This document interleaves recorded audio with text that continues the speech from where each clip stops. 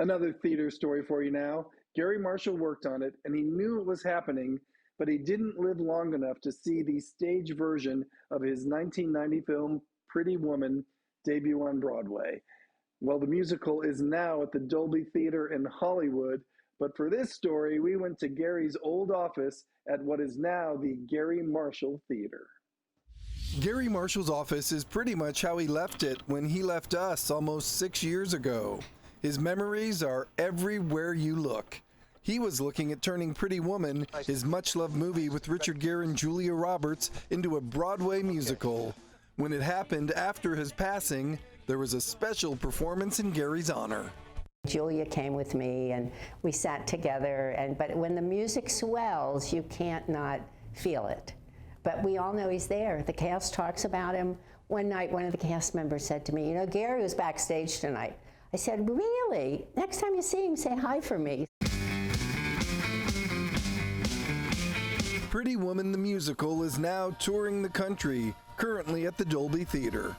We have people dressing up like Julia Roberts. It's crazy. You have the people dressed in the red gown or the brown and white polka dot dress, and people are just moved.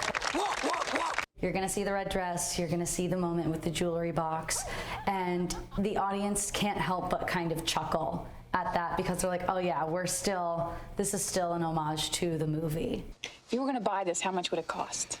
$250,000. It's important to take those iconic scenes and make sure that they show up on stage because that is what people remember, and they remember them because they worked. And the way that Garry constructed a lot of these scenes in the movie just perfectly translate to the stage, and there's no reason to change it. It worked great there. Let's just put it here, and let's sing around it with some great songs, and boom, that should work, right?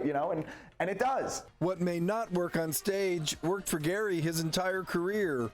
For smaller roles, he often hired fogs, better known as friends of Garry. Barbara was one of them.